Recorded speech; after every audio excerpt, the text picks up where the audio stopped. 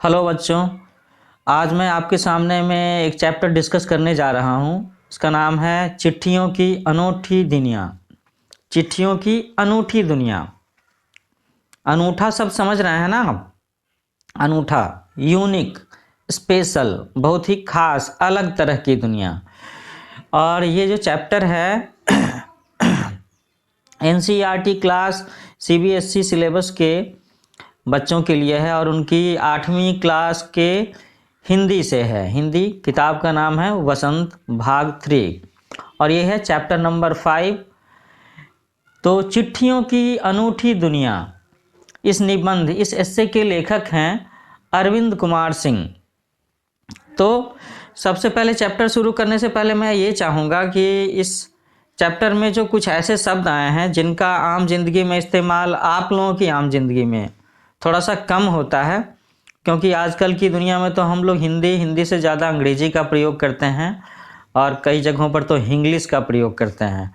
तो ये जो शब्द हैं, इसमें कुछ शब्द जो हैं वो क्लासिकल हिंदी के शब्द हैं, कुछ ऐसे शब्द हैं जो दूसरी भाषा से अपनी भाषा में आए हैं, कुछ एक दो अंग्रेजी के शब्द भी हैं जो आम जिंदगी में कुछ इस तरीके से घुल मिल गए हैं जिन्हें लोग अक्सर इस्तेमाल करते हैं। तो मेरा चर्चा करने का पर्पस ये है कि ये शब्द जो इस चैप्टर में अलग अलग जगहों पर इस्तेमाल किया गया है, तो जब वो वहाँ पर इस्तेमाल होता है या मैं बोलता हूँ तो आप आसानी से उसका मतलब समझ सकें। तो पहला शब्द है अजीबो गरीब। इसका मतलब है अनोखा। एसएमएस, लघु संदेश सेवा। एसएमएस हम सब लोग समझ रहे हैं, शॉर्ट मैसेज सर्विस। सिलसिला, इसे ऐसे कहें कंटिन्यूटी, कोई चीज, किसी चीज का आरंभ होना, रास्ता खुलना। अहमियत, दैट इज इम्पोर्टेंस, महत्व। हरकारा, हरकारा शब्द आप लोगों के लिए बिल्कुल नया लग सकता है, ये पुराने ज़माने का शब्द है और इसका मतलब होता है दूत, डाकिया, संदेश पहुंचाने वाला, या अगर हम कॉमन इंग्लिश में कहें तो मैसेंजर। आवाजाही, आवाजाही का मतलब है आना जाना। तह, गहराई, जैसे हम लोग कभी कहते हैं ना इन डेप्थ नॉलेज, कोई बातचीत में कहता है किसी बात के गहराई में जाना, किसी बात, किसी विषय की तह तक जाना। प्रशस्ति पत्र, प्रशंसा पत्र। इसके बाद एक और शब्द है मुस्तैद, और मेरे ख्याल से ये फारसी का, अरबी का शब्द है। इसका मतलब है तत्पर। दस्तावेज, ये भी फारसी का शब्द है और इसका मतलब है प्रमाण संबंधी कागजात, प्रमाण पत्र। सर्टिफिकेट्स, किसी चीज़ के अप्रूवल के सर्टिफिकेट, किसी चीज़ को पास करने का सर्टिफिकेट। गुडविल, गुडविल तो आप सब लोग समझ रहे होंगे। गुडविल को इसमें लिखा गया है सुनाम, अच्छा नाम, अच्छी छवि, बढ़िया सी इमेज, अच्छे रेपुटेशन वाला आदमी, ये चीज़ हम इसे गुडविल कह सकते हैं। हैसियत, हैसियत का है ग्रेड, दरवाज़ा, दरवाज़ा नहीं दर्जा। तो हैसियत का है ग्रेड, कि आप समाज में आपकी हैसियत क्या है, क्लास में आपकी हैसियत क्या है, स्कूल में आपकी हैसियत क्या है। आलीशान, तो आलीशान का मतलब है शानदार, और मेरे ख्याल से इसे बहुत ज़्यादा समझाने की ज़रूरत नहीं होगी। इसके बाद इस चैप्टर में जो सबसे आखिरी शब्द बताया गया है इस शब्दार्थ सेक्शन में, वो है ढानी। ढानी का मतलब होता है अस्थायी निवास, टेम्पररी रेजिडेंस। कच्चे मकानों की ऐसी बस्ती जो गांव से कुछ दूर बनी हो। तो कच्चे मकानों की बस्ती मतलब कच्चे मकान, टेम्पररी मकान, जहां पर कुछ लोग शॉर्ट टर्म के लिए रहते हैं और ये गांव में बीच में नहीं बना होता, गांव के किनारे में बना होता है। ठीक है, तो आगे हम लोग ये चैप्टर, ये निबंध जिसका नाम है चिट्ठियों की अनूठी दुनिया, उसे कंटिन्यू करते हैं। तो चिट्ठियां तो समझ ही रहे हैं ना आप लोग, लेटर्स, आज के समय में कहें तो कुरियर। तो पत्रों की दुनिया भी अजीबो गरीब है और उसकी उपयोगिता हमेशा से बनी रही है। पत्र जो काम कर सकते हैं वह संचार का आधुनिकतम सामान नहीं कर सकता। पत्र जैसा संतोष, संतोष का मतलब है सेटिस्फैक्शन। पत्र जैसा संतोष फोन या एसएमएस का संदेश कहाँ दे सकता है। पत्र एक नया सिलसिला शुरू करते हैं और राजनीति, साहित्य तथा कला के क्षेत्रों में तमाम विवाद और नई घटनाओं की जड़ भी पत्र ही होते हैं। दुनिया का तमाम साहित्य पत्रों पर केंद्रित है और मानव सभ्यता के विकास में इन पत्रों ने अनूठी भूमिका निभाई है। पत्रों का भाव सब जगह एक सा है, भले ही उसका नाम अलग अलग हो। तो अब जरा सा इस पैराग्राफ पर हम लोग गौर करते हैं कि भाई पत्रों की दुनिया अजीबोगरीब क्यों है और इसकी उपयोगिता हमेशा से बनी रही है। ये बात तो सही है, भले ही उसका रूप बदल गया हो, फॉर्म बदल गया हो। जैसे आजकल के समय में हम पत्र नहीं लिखते, चिट्ठियाँ नहीं लिखते, वी जस्ट यूज ईमेल्स, हम लोग ईमेल करते हैं। या अगर हमें पत्र भेजना ही हो, हमारा हैंड रिटन कोई डॉक्यूमेंट सिग्नेचर के साथ में ही चाहिए और किसी जगह पर भेजना हो, किसी को देना हो, तो अभी भी हम उसे पोस्ट ऑफिस के जरिए, कुरियर के जरिए भेजते हैं। लेकिन उसमें भी आजकल के पत्रों में ये बात होती है कि पत्र का सारा हिस्सा, होल कंटेंट हाथ से लिखा हुआ नहीं होता। उसमें से 80% 90% हिस्सा जो होता है वो टाइप रिटन होता है, कंप्यूटर से छपा हुआ होता है, और नीचे के हिस्से में जहाँ पर सिग्नेचर वाली बात होती है वहाँ पर हम अपना हाथ से सिग्नेचर करते हैं। जबकि पहले के समय की बात करूँ तो अभी से 15 साल 10 साल पहले की बात करूँ, 5 साल पहले की बात करूँ, तो उस समय ऐसा नहीं था। लोग अक्सर एक दूसरे को हाथों से चिट्ठियाँ लिखते थे और इसमें लोगों की हैंड राइटिंग की भी एक वैल्यू होती थी, लोगों की हैंड राइटिंग की एक पहचान होती थी। लोग ये भी गौर करते थे कि आपकी हैंड राइटिंग कैसी है, कौन सा अक्षर आप कैसे लिखते हो, आपकी हैंड राइटिंग का स्लांट क्या है, ये ऊपर की तरफ है, दाएं तरफ झुका है, बाएं तरफ झुका हुआ है, अक्षर गोल गोल से हैं, आड़े तिरछे हैं। और इसी के साथ साथ लोगों में क्रेज़ भी हुआ करता था अच्छी पेन, बढ़िया स्टेशनरी इस्तेमाल करने का भी। तो पत्रों की बात हो रही है, तो इसमें लिखा है एक जगह पे कि पत्र जैसा संतोष, पत्र के जैसा सेटिस्फैक्शन फोन या एसएमएस का संदेश कहाँ दे सकता है। किसी को पत्र लिखने का मतलब आप तसल्ली से, आराम से बैठ करके लिखेंगे, और अक्सर बोलने में हम लोग कई चीज़ों का ख्याल नहीं रख पाते, डिसिप्लिन या कंट्रोल नहीं रह पाता, वो चीज़ आप अपने पत्रों के जरिए दिखा सकते हैं। और एसएमएस की बात करें तो एसएमएस तो छोटा सा होता है, उसमें 160 कैरेक्टर की लिमिट है, उससे ज़्यादा आप एक बार में लिख भी नहीं सकते। तो इसमें लिखा गया है कि पत्र एक नया सिलसिला शुरू करते हैं, कई बार एक नई चीज़ को कंटिन्यू करते हैं। जैसे कभी कभी ऐसा भी होता है कि किसी बड़े आदमी ने किसी दूसरे को कोई पत्र लिखा और उसे पब्लिसाइज कर दिया, सार्वजनिक कर दिया, तो इसको लेकर के कई बार मुद्दे खड़े हो जाते हैं। और कई बार लोग जानबूझकर के ऐसा करते हैं कि उन्हें ये चीज़ हाईलाइट करना है, मीडिया में डालना है, आम लोगों के जहन में डालना है कि मैंने उनसे ये बात कही। अब तो ऐसा भी होने लगा है कि लोग अपने रेजिग्नेशन लेटर की कॉपी फेसबुक पर भी डालने लगे हैं, ट्विटर पर भी डालने लगे हैं, है ना। पत्रों से एक और भी बात आती है। पहले लोगों के जीवन में प्रेम हुआ करता था और लोग प्रेम पत्र भी लिखा करते थे, उनकी भी एक अलग ही बात होती थी। कई बार उसमें फूलों से लिखने की बात होती है, तो खून से लिखने की बात होती है, इस तरह की बातें होती हैं। और आजकल के समय में भी अगर लोग पत्र लिखते हैं और उसके ज़रिए कभी कभी पॉलिटिकल डिस्प्यूट खड़ा हो जाता है, एक विवाद शुरू हो जाता है कि भाई फलां आदमी ने फले को ये चीज़ें लिख दिया। लिख देने का मतलब है कह देना थोड़ा सा इनफॉर्मल है, लेकिन लिख देना ये फॉर्मल हो जाता है, ऑफिशियल हो जाता है ना। अच्छा, पत्रों को लेकर के कुछ और भी चीज़ें हैं। जैसे अब्राहम लिंकन ने एक बार अपने बच्चे की स्कूल टीचर को एक पत्र लिखा, जब उनका बच्चा पहली बार स्कूल जा रहा था। स्वामी विवेकानंद के पत्रों की एक पूरी की पूरी किताब है पत्रांजलि, ये मैंने पढ़ी है। इसके अलावा जब जवाहरलाल नेहरू जेल में थे तो उस दौरान में भी उन्होंने अपनी बिटिया इंदिरा गांधी को काफ़ी सारी चिट्ठियां लिखी हैं और ये चिट्ठियां लिटरेचर में, इंग्लिश लिटरेचर में काफ़ी इम्पोर्टेंस रखती हैं।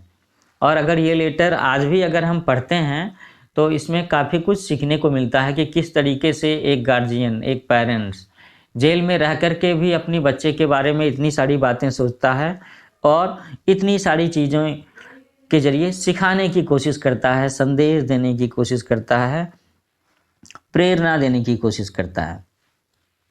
ठीक है, तो आगे हम लोग चैप्टर कंटिन्यू करते हैं कि पत्रों का भाव सब जगह एक सा है, भले ही उसका नाम अलग अलग हो। तो पत्र के अलग अलग नाम क्या हैं? पत्र को उर्दू में खत, संस्कृत में पत्र, कन्नड़ में कागद, तेलुगु में उत्तरम, जाबू और लेख तथा तमिल में कड़िद कहा जाता है। लेकिन इसमें यह कहीं बताया नहीं गया कि आखिर चिट्ठी शब्द किस भाषा में कहते हैं। चिट्ठी हिंदी में ही कहते हैं क्या? पत्र यादों को सहेज कर रखते हैं, इसमें से किसी को कोई संदेह नहीं है। हर एक की अपनी पत्र लेखन कला है और हर एक के पत्रों का अपना दायरा। तो ये बात सही है कि अगर आप अपने घर में बड़े लोगों से बात करें, सीनियर से बात करें, पिताजी से, दादाजी से बात करें पत्रों के बारे में, चिट्ठियों के बारे में, तो वो आपसे बता देंगे कि हाँ, कि वो किस तरीके से अपने किसी बहुत ही करीबी मित्र का, किसी करीबी रिश्तेदार का, या उन्हें कोई बहुत ज़्यादा पसंद करने वाला आदमी हो, उसकी चिट्ठियाँ वो कैसे संभाल करके रखते थे। और कई बार ये पत्र लोगों को, एक दूसरे को कई सारी बातों को याद दिलाने के काम भी आते थे कि देखो इतने साल पहले मैंने तुमसे ये बात कही थी या तुमने मुझसे ये बात कही थी और आज तुम इस बात से मुकर रहे हो। दुनिया भर में रोज करोड़ों पत्र एक दूसरे को तलाशते तमाम ठिकानों तक पहुंचते हैं। भारत में ही रोज 4.5 करोड़ चिट्ठियां डाक में डाली जाती हैं, जो साबित करते हैं कि पत्र कितनी अहमियत रखते हैं। तो 4.5 करोड़, मेरे ख्याल से ये जो लेख, ये जो निबंध लिखा गया है, ये अभी से 6-8 साल पहले लिखा गया होगा। तो आप समझ सकते हैं कि ये 4.5 करोड़ की फिगर आज बढ़ कर के 8 करोड़ 10 करोड़ तक भी हो सकती है। तो आप समझ सकते हैं कि पत्र हमारी लाइफ में कितना इम्पोर्टेंस रखते हैं, है ना। अच्छा, पत्रों को लेकर के और भी चीज़ें हैं। जैसे आप लोगों में से कुछ लोगों ने गाना सुना हो, चिट्ठी आई है चिट्ठी आई है, मेरा प्रेम पत्र कर पढ़कर कहीं तुम नाराज ना होना। इस तरह की बातें हैं। आप पत्रों के बारे में आप अपने घर में चर्चा कर सकते हैं।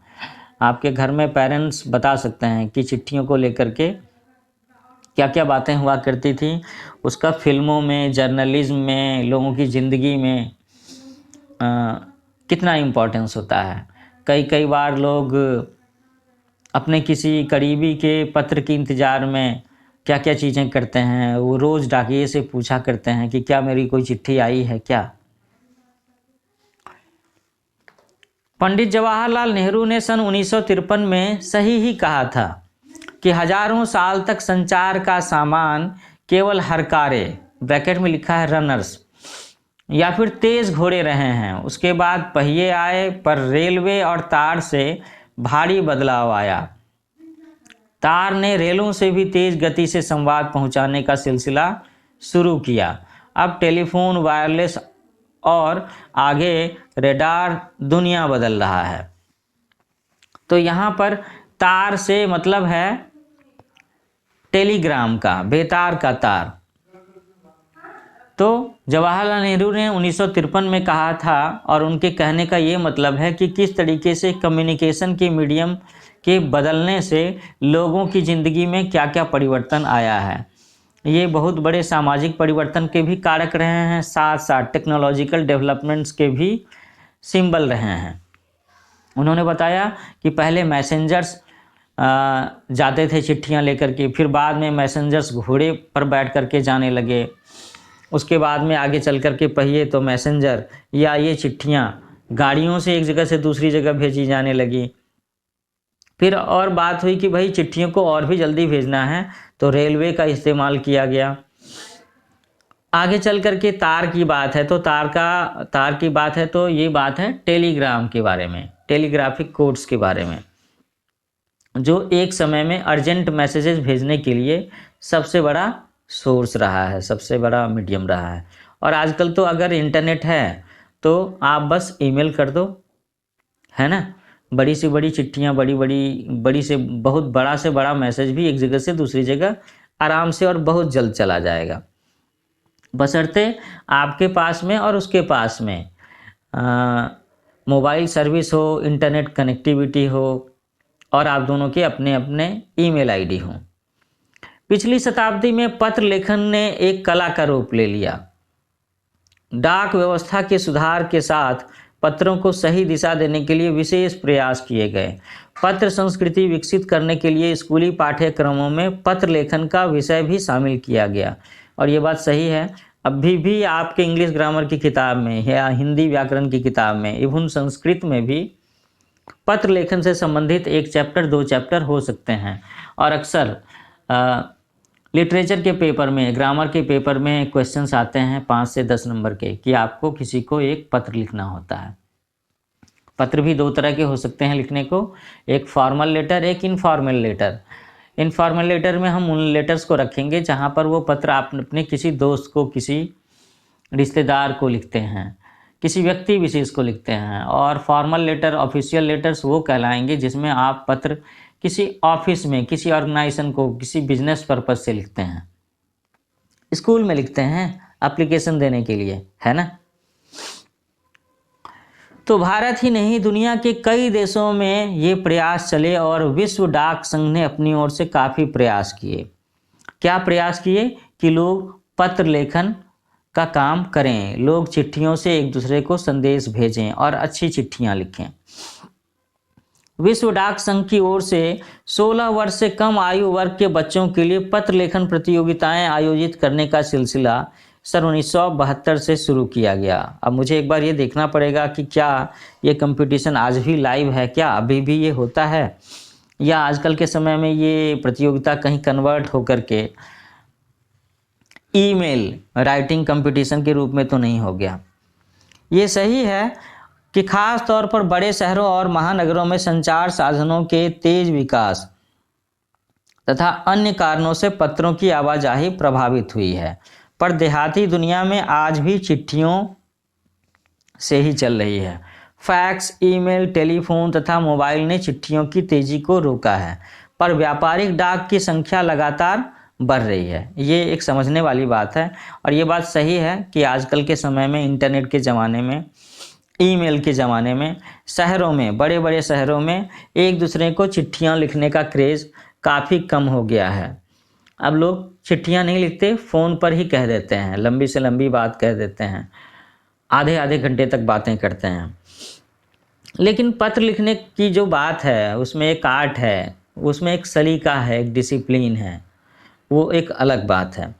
इसमें ये भी बताया गया है कि देहाती दुनिया में आज भी चिट्ठियों का इस्तेमाल काफ़ी हो रहा है। तो देहाती दुनिया में इसका इस्तेमाल हो रहा है, इसके पीछे वजह ये है कि अभी भी देहात में, ग्रामीण क्षेत्रों में ऐसे दावे के साथ हम नहीं कह सकते कि हर गांव में इंटरनेट की पहुंच है, या हर गांव का लिटरेसी रेट इतना अच्छा है कि जहां पर लोग आसानी से इंटरनेट का, ईमेल का इस्तेमाल करें।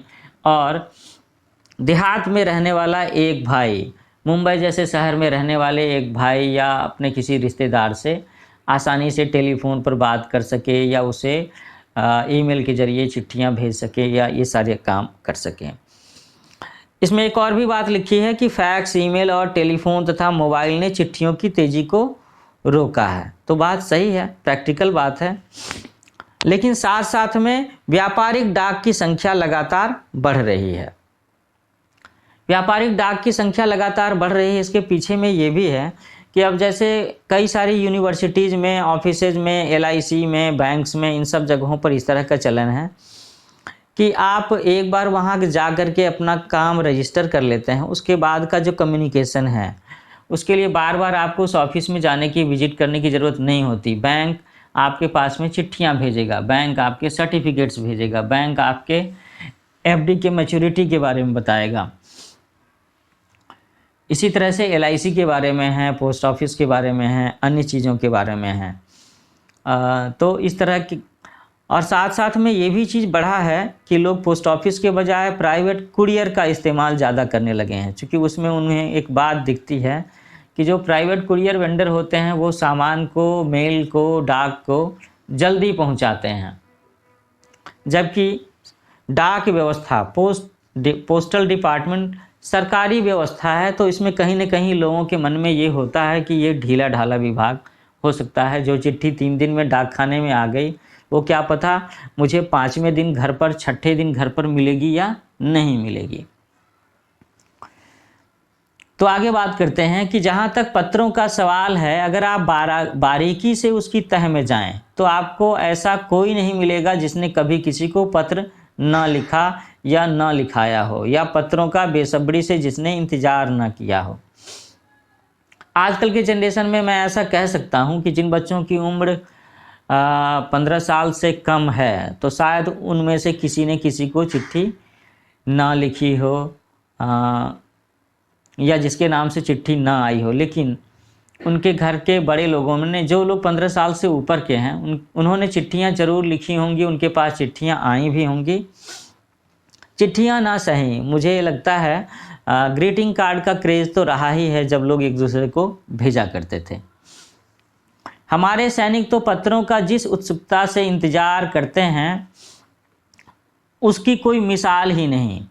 इसी चीज़ को लेकर के एक फिल्म है बॉर्डर, जिसमें एक गाना है कि संदेशे आते हैं। आप चाहें तो ये गाना ढूंढ करके सुन सकते हैं, तो फिर आपको पता चलेगा कि एक सैनिक के मन में, एक फौजी के मन में चिट्ठियों के आने का क्या क्रेज रहता है, वो कितनी बेसब्री से इंतजार करते हैं। तो एक दौर था जब लोग पत्रों का महीनों इंतजार करते थे, पर अब वह बात नहीं। परिवहन साधनों के विकास ने दूरी बहुत घटा दी है। पहले लोगों के लिए संचार का इकलौता साधन चिट्ठी ही थी, पर आज और भी सामान विकसित हो चुके हैं। आज देश में ऐसे लोगों की कमी नहीं है जो अपने पुरखों की चिट्ठियों को सहेज और संजोकर विरासत के रूप में रखे हुए हों, या फिर बड़े बड़े लेखक, पत्रकारों, उद्यमी, कवि, प्रशासक, सन्यासी या किसान, इनकी पत्र रचनाएं अपने आप में अनुसंधान रिसर्च का विषय है। रिसर्च का विषय ये है कि भाई ये चिट्ठी उसने कब लिखी, किसे लिखी, उस समय उसके मन में, जहन में क्या चल रहा था।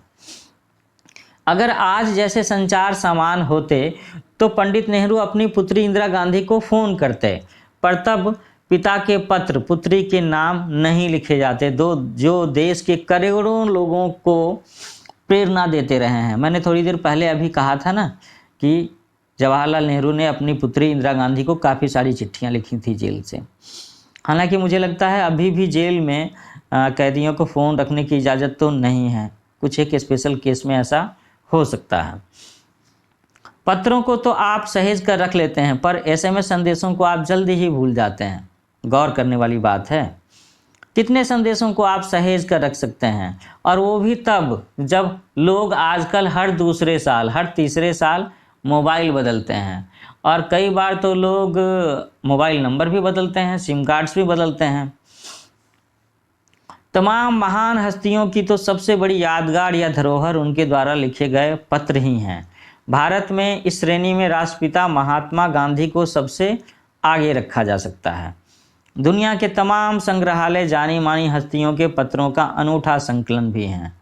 तमाम पत्र देश, काल और समाज को जानने समझने का असली पैमाना है। भारत में आज़ादी के पहले महासंग्राम के दिनों में जो कुछ अंग्रेज अफसरों ने अपने परिवारजनों को पत्र में लिखे, वे आगे चलकर बहुत महत्व की पुस्तक तक बन गए। इन पत्रों ने साबित किया कि यह संग्राम कितनी ज़मीनी मजबूती लिए हुए था। महात्मा गांधी के पास दुनिया भर से तमाम पत्र केवल महात्मा गांधी इंडिया लिखे आते थे, और वे जहाँ भी रहते थे वहाँ तक पहुँच जाते थे। ये बहुत ही ध्यान देने वाली बात है, जिससे दो बातों का पता चलता है। एक तो पत्र के इम्पोर्टेंस के बारे में पता चलता है, दूसरा महात्मा गांधी के इम्पोर्टेंस का पता चलता है। क्योंकि महात्मा गांधी जब भी जहाँ रह रहे होंगे, अगर वो साबरमती में रह रहे हों, पश्चिम चंपारण में रह रहे हों, दिल्ली में रह रहे हों, या गुजरात में रह रहे हों, दांडी यात्रा कर रहे हों। तो हो सकता है उन समय में साल के 12 महीनों में उनके 4 एड्रेस होते हों, 6 रेजिडेंस होते हों। लेकिन महात्मा गांधी के प्रशंसक बस महात्मा गांधी और नीचे इंडिया लिख करके ही अपनी चिट्ठियां भेज देते थे और पोस्टल डिपार्टमेंट वो चिट्ठियां कलेक्ट करके उन्हें उनके पास में चिट्ठियों को भेजा करता था। आज़ादी के आंदोलन की कई अन्य दिग्गज हस्तियों के साथ भी ऐसा ही था। क्या ऐसा था कि बस उनका नाम ही उनकी पॉपुलैरिटी और एड्रेस को इंडिकेट करता था। गांधी जी के पास देश दुनिया से बड़ी संख्या में पत्र पहुंचते थे, पर पत्रों का जवाब देने के मामले में उनका कोई जोर नहीं था। कहा जाता है कि जैसे ही उन्हें पत्र मिलता था उसी समय वे उसका जवाब भी लिख देते थे। इसका मतलब ये है कि गांधी जी के पास में जितने भी पत्र आते थे उन सारे पत्रों का वो जवाब देते थे। तो उनकी फ़ैन फॉलोइंग कितनी बड़ी होगी आप सोच सकते हो। ये बात आज भी लागू होती है कि अगर आप फेसबुक पे कोई भी पोस्ट लिखते हैं और उस पर लोग कमेंट लिखते हैं, तो अगर आप सारे के सारे कमेंट्स पढ़ते हैं और कहीं ना कहीं उन कमेंट्स को रिप्लाई करते हैं या लाइक करते हैं, तो आपकी फ़ैन फॉलोइंग बढ़ती जाती है। क्योंकि इसमें फैंस को एक पर्सनल फीलिंग आती है कि उसने जिसके लिए कमेंट लिखा है या जिस पोस्ट पर कमेंट लिखा है, लिखने वाले ने उसके कमेंट को पढ़ा है ना। तो गांधी जी के बारे में कहते हैं कि अपने हाथों से ही ज़्यादातर पत्रों का जवाब देते थे। जब लिखते लिखते उनका दाहिना हाथ दर्द करने लगता था तो बाएं हाथ से लिखने झुक जाते थे। महात्मा गांधी ही नहीं, आंदोलन के तमाम नायकों के पत्र गांव-गांव में मिल जाते हैं। पत्र भेजने वाले लोग उन पत्रों को किसी प्रशस्ति पत्र से कम नहीं मानते हैं और कई लोगों ने तो उन पत्रों को फ्रेम करा करके रखा है। यही है पत्रों का जादू। यही नहीं, पत्रों के आधार पर ही कई भाषाओं में न जाने कितनी किताबें लिखी जा चुकी हैं। पत्रों के जादू वाली बात में ये खास बात है कि भाई आपके हाथ में, आपके पास में महात्मा गांधी के हाथ का लिखा हुआ पत्र है। ये कितनी बड़ी बात है कि आपके पास में महात्मा गांधी की हैंडराइटिंग है। अभी मुझे याद आता है कि NCERT की इंग्लिश की किताब में क्लास 9th में एक चैप्टर है ए ट्रूली ब्यूटीफुल माइंड। उसमें भी मैंने पढ़ा था, जिसमें अल्बर्ट आइंस्टीन के बारे में लिखा है कि उन्होंने परमाणु बम फटने से पहले, परमाणु बम बनाए जाने से पहले ही उसके बारे में चिंता व्यक्त की थी और उन्हें डर था कि कहीं अमेरिका परमाणु बम बना करके किसी देश के खिलाफ इस्तेमाल न करे। तो उन्होंने उस समय अमेरिकी राष्ट्रपति फ्रैंकलिन डी रूजवेल्ट को एक चिट्ठी लिखी थी। हालांकि उनकी बात को कंसीडर नहीं किया गया, वो बम बनाया गया और जापान पर गिराया गया। उसके बाद भी जब उस बम की तबाही के बारे में लोगों को पता चला और अल्बर्ट आइंस्टीन को पता चला तो वो बहुत ही दुखी हुए। तो उन्होंने उसके बाद भी चिट्ठियां लिखी हैं। तो वास्तव में पत्र किसी दस्तावेज से कम नहीं है। पत्र के 200, पंत के 200 पत्र, पंत का मतलब है सुमित्रा नंदन पंत के 200 पत्र बच्चन के नाम और निराला के पत्र हमको लिखियो है कहा तथा पत्रों के आईने में दयानंद सरस्वती समेत कई पुस्तकें आपको मिल जाएंगी। मैंने कहा था ना, एक विवेकानंद की भी किताब है पत्रांजलि। कहा जाता है कि प्रेमचंद खास तौर पर नए लेखकों को बहुत प्रेरक जवाब देते थे तथा पत्रों के जवाब में वो बहुत मुस्तैद रहते थे, एक्टिव रहते थे, है ना, तत्पर रहते थे। मतलब जो भी उन्हें पत्र लिखते थे वो उसका जवाब उन्हें जरूर देते थे। इसी प्रकार नेहरू और गांधी के लिखे गए रविन्द्रनाथ टैगोर के पत्र भी बहुत प्रेरक हैं। जैसे किताब का नाम है महात्मा और कवि, तो यहाँ पर महात्मा का मतलब है महात्मा गांधी और कवि का मतलब है रविन्द्रनाथ टैगोर। तो इस नाम से भी, महात्मा और कवि के नाम से महात्मा गांधी और रविन्द्रनाथ टैगोर के बीच सन 1915 से 1941 के बीच के पत्राचार का संग्रह प्रकाशित हुआ है, जिसमें से बहुत से नए तथ्यों और उनकी मनोदशा का लेखा जोखा है। मनोदशा का मतलब है कि उस समय महात्मा गांधी के मन में क्या चल रहा होगा और रविन्द्रनाथ टैगोर के मन में क्या चल रहा होगा, क्योंकि ये जो समय है 1915 से 1941, इस बीच में देश में स्वतंत्रता संग्राम के लिए गांधी जी का अहिंसा आंदोलन और कुछ और भी आंदोलन तथा रविन्द्रनाथ टैगोर के द्वारा समय समय पर लिटरेचर में, अखबारों में जो कुछ भी लिखा जाता रहा होगा या देश के प्रति उनकी जो चिंताएं रही होंगी, ये उन्होंने एक दूसरे से शेयर किया होगा, सुझाव दिया होगा, एक्सप्रेस किया होगा, है ना। तो पत्र व्यवहार की परंपरा भारत में बहुत पुरानी है, पर इसका असली विकास आज़ादी के बाद ही हुआ है। तो ऐसा भी कह सकते हैं कि आज़ादी के बाद देश में पोस्टल डिपार्टमेंट का नेटवर्क अच्छा फैल गया होगा और इसकी वजह से लिटरेसी भी बढ़ी होगी और लोग एक दूसरे को चिट्ठियाँ ज़्यादा लिख रहे होंगे। तमाम सरकारी विभागों की तुलना में सबसे ज़्यादा गुडविल डाक विभाग की ही है। अच्छा, तो ये एक बात है कि भाई डाक विभाग की गुडविल, इसकी रेपुटेशन अच्छी रही है। इसकी एक ख़ास वजह ये भी है कि यह लोगों को जोड़ने का काम करता है। ये बहुत ही ख़ास बात है कि ये लोगों को जोड़ने का काम करता है। घर घर तक इसकी पहुंच है। संचार के तमाम उन्नत साधनों के बाद भी चिट्ठी पत्री की हैसियत बरकरार है।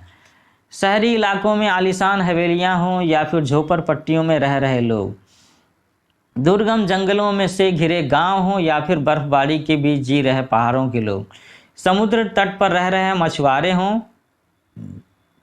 या फिर रेगिस्तान की ढानियों में रह रहे लोग। यहाँ पे ढानी शब्द है जिसके बारे में मैंने कहा था कि वो वैसे घर होते हैं जो गांव में एक किनारे होते हैं, जो टेम्पररी होते हैं।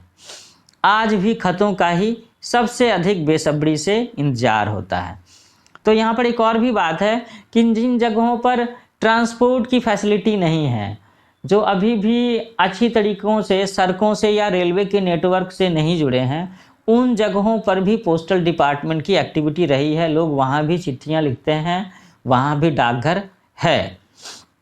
तो ऐसे में तो उनके पास में संचार का, अपनी बात पहुँचाने का, अपनी मैसेज भेजने का एक वही साधन रहा है। इसीलिए आज भी वहाँ खतों का ही सबसे अधिक बेसब्री से, इम्पेशेंटली, बेसब्री का मतलब है इंतजार होता है। तो एक दो नहीं, करोड़ों लोग खतों और अन्य सेवाओं के लिए रोज़ भारतीय डाकघरों के दरवाज़ों तक पहुंचते हैं और इसकी बहुआयामी भूमिका नज़र आ रही है। दूर देहात में लाखों गरीब घरों में चूल्हे मनी ऑर्डर अर्थव्यवस्था से ही जलते हैं। मनी ऑर्डर शब्द का मतलब है मनी ऑर्डर करना, मतलब पैसे भेजना। आजकल के समय में लोग इंटरनेट बैंकिंग से, पेटीएम से, यूपीआई यूज़ करके, और या हर बैंक की अपनी अपनी बैंकिंग सर्विसेज है। तो अगर आपके पास में मोबाइल फ़ोन है, इंटरनेट कनेक्टिविटी है और आपने इंटरनेट बैंकिंग की फैसिलिटी ले रखी है, तो आप आसानी से एक दूसरे को पैसे भेज सकते हैं। चाहे आपको अमेरिका भेजना हो, जम्मू कश्मीर भेजना हो, कन्याकुमारी भेजना हो या श्रीलंका भेजना हो।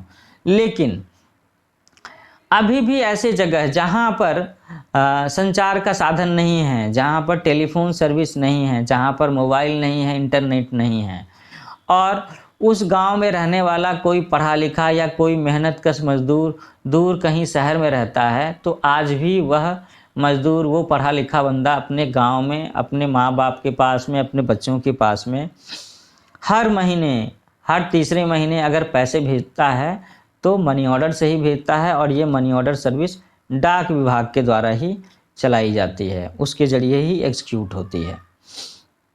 तो गांव या गरीब बस्तियों में चिट्ठी या मनी ऑर्डर लेकर पहुंचाने वाला डाकिया देवदूत के रूप में देखा जाता है, एंजल के रूप में देखा जाता है। मतलब कि अगर गांव में या इस तरह की जगहों में रहने वाले लोग डाकिए को अपनी ओर आता हुआ देखते हैं तो अक्सर बहुत ही खुश होते हैं कि लगता है किसी करीबी का कोई मैसेज आया है या मेरे बेटे ने मुझे पैसा भेजा है, इस तरह की बात। तो दुनिया अभी भी कह सकते हैं कि दो हिस्सों में बटी हुई है, एक शहरी क्षेत्र और एक ग्रामीण क्षेत्र। तो ग्रामीण क्षेत्र में हमारा पोस्टल डिपार्टमेंट, हमारी चिट्ठियाँ अभी भी इम्पोर्टेंस रखते हैं, और शहरों की बात करें तो यहाँ पर इसकी जगह ले ली है कुरियर सर्विस ने, ईमेल ने, एसएमएस ने, व्हाट्सएप ने, है ना, इस तरीके की बातें हैं। हालांकि एक और भी बात इसमें समझने की है कि कुरियर सर्विस को compete करने के लिए, उसे टक्कर देने के लिए या मार्केट में अपनी स्टैंड बनाए रखने के लिए भारत के पोस्टल डिपार्टमेंट ने भी अपना कुरियर सर्विस शुरू किया है और ये पिछले 6-8 साल में ही शुरू हुई है। इसका नाम है ई पोस्ट, स्पीड पोस्ट। लेकिन मेरा पर्सनल निजी अनुभव रहा है कि अभी भी कुछ एक कुरियर कंपनियों की जो सर्विस है वो अच्छी रही है। अगर उनकी चिट्ठियाँ, उनके मेल, उनका पैकेट 4 दिनों में, 5 दिनों में पहुंचता है तो स्पीड पोस्ट उससे 1-2 दिन ज़्यादा ही लेता है। फिर भी सरकार कोशिश तो कर रही है। और ये भी चाहे हम ईमेल की बात करें, एसएमएस की बात करें, कुरियर सर्विस की भी बात करें, तो इनके फाउंडेशन में आखिर है क्या? तो इनके फाउंडेशन में चिट्ठियां ही हैं, डाक विभाग ही है, या पुराने ज़माने का वो हरकारा वाला सर्विस जिसमें मैसेंजर के ज़रिए मैसेज भेजा जाता था, चिट्ठियां भेजी जाती थी। एक समय के बारे में तो ऐसा भी कहते हैं कि चिड़िया, कबूतरों के द्वारा संदेश भेजा जाता था। आप सब लोगों ने कहीं कहीं सुना होगा। एक किसी फिल्म में भी एक गाना भी तो है, कबूतर जा जा। हाँ। तो इस तरीके से हम लोगों ने आज ये निबंध डिस्कस किया जिसका नाम है चिट्ठियों की अनूठी दुनिया, जिसके लेखक थे अरविंद कुमार सिंह। अब इसमें अगर हम लोग थोड़ा सा ग्रामर पोर्शन में डिस्कस करते हैं तो आगे देखिए, इसमें बताया गया है एक चीज़ है जिसकी चर्चा आपके साथ ज़रूर होनी चाहिए। आप सोच करके देखें कि किसी के लिए बिना टिकट सादे लिफाफे पर सही पता लिखकर पत्र बैरंग भेजने पर कौन सी कठिनाई आ सकती है? पता कीजिए, ये सोचने की बात है। बैरंग चिट्ठी का क्या मतलब होता है, ये आप सोच करके रखें। इसे मैं अगले फॉलो अप लेक्चर में या किसी एक जो कविता पढ़नी है मुझे चिट्ठियों के बारे में, उसमें भी मैं डिस्कस कर सकता हूँ कि बैरंग चिट्ठियों का मतलब क्या होता है, या हम लोग टिकट लगा करके चिट्ठियाँ क्यों भेजते हैं, रजिस्टर्ड चिट्ठी का मतलब क्या होता है। आगे है, पिन कोड भी संख्याओं में लिखा गया एक पता है, कैसे? तो आपने देखा होगा कि लोगों के पते में अक्सर नीचे 6 अंकों का एक पिन कोड होता है। जैसे कि मेरा पिन कोड है 842002। और अगर लोगों का address, residence, official address change होता है तो उनका पिन कोड भी चेंज होता है। तो इसके पीछे में ये बात है कि देश में जितने भी राज्य हैं उनके लिए इसमें पहला अंक है। दूसरा अंक हो सकता है राज्य के अनुमंडल के बारे में हो, डिस्ट्रिक्ट के बारे में हो, ऐसे करके इसी तरीके से 6 डिजिट तक ये चीज़ें की गई हैं। पिन कोड का जो आखिरी अंक है वो हर 3 किलोमीटर या 5 किलोमीटर के बाद में भी बदल सकता है। अच्छा, जैसे आपको ये बताना है कि ऐसा क्यों होता था कि महात्मा गांधी को दुनिया भर से पत्र महात्मा गांधी इंडिया लिख करके आते थे। थोड़ा सा मैं ग्रामर की बात करने वाला था, तो ग्रामर के बारे में मैं ये कहूँगा कि जैसे हम लोग बहुत सारे शब्दों के आखिर में सिर्फ पत्र शब्द जोड़ करके भी नए शब्द बना सकते हैं। जैसे प्रशस्ति पत्र, समाचार पत्र, प्रशंसा पत्र, नियुक्ति पत्र, निमंत्रण पत्र। आगे है प्रत्यय के बारे में। प्रत्यय आप समझ पा रहे होंगे, जैसे इंग्लिश में पढ़ा होगा आपने प्रीफिक्स और सफिक्स। तो सफिक्स को हम लोग प्रत्यय के नाम से जानते हैं, जो शब्दों के आखिर में लगाया जाता है और किसी एक शब्द या संज्ञा के साथ जोड़ करके हम एक नया शब्द बना सकते हैं। तो जैसे यहाँ पर चर्चा है व्यापारिक, इस शब्द में व्यापार के साथ साथ में इक का प्रयोग किया गया है। तो ऐसे आप कितने शब्द बना सकते हैं? आपको कुछ शब्द सोचने चाहिए, बनाने चाहिए, या फिर आप चैप्टर में से ढूंढ करके भी लिख सकते हैं। एग्जाम्पल के तौर पर मैं आपको कुछ शब्द बताता हूं, जैसे कि सामाजिक, राजनैतिक, न्यायिक। तो इस तरह से ये सारे शब्द हैं ना। तो आगे अब मैं अगले लेक्चर में डिस्कस करूंगा चैप्टर 6, जिसका नाम है भगवान के डाकिये। इसके लेखक हैं रामधारी सिंह दिनकर। उन्हें राष्ट्रकवि का दर्जा मिला हुआ है रामधारी सिंह दिनकर जी को। और इसके साथ साथ में बाएं तरफ में एक पढ़ने के लिए एक छोटी सी कविता भी है, चिट्ठियाँ। तो तो इन दोनों का रिलेशन भी इस चैप्टर के साथ में है, इसलिए अगले चैप्टर में इन दोनों चैप्टर के साथ साथ मैं चिट्ठियाँ कविता भी पढ़ूँगा, भगवान की डाकिए कविता भी पढ़ूँगा और इसके बारे में भी चर्चा करूँगा। तो मिलते हैं फिर अगले चैप्टर में। आप मेरे इस ऑडियो लेक्चर को ध्यान से सुनिए, इसे आप रिवीजन करने के लिए इस्तेमाल कर सकते हैं, पढ़ने के लिए इस्तेमाल कर सकते हैं, नोट्स बनाने के लिए इस्तेमाल कर सकते हैं और आप अपने हर उस दोस्त के साथ में इस लेक्चर सेशन को, इस YouTube चैनल को शेयर कर सकते हैं जिसके पास में पढ़ने के उपयुक्त साधन नहीं हों। वो चाहे तो मेरे लेक्चर्स को सुन करके अपनी पढ़ाई पूरी कर सकता है, नोट्स तैयार कर सकता है, एग्ज़ाम की तैयारी कर सकता है। तो आप मेरे चैनल को ज़रूर सब्सक्राइब करें, लाइक करें। इस चैनल का नाम है न्यू एज कोचिंग और मैं समय समय पर आपके लिए और भी सब्जेक्ट्स के चैप्टर डिस्कस करके अपलोड करता रहूँगा। तो हैप्पी लर्निंग, फिर मिलते हैं, बाय।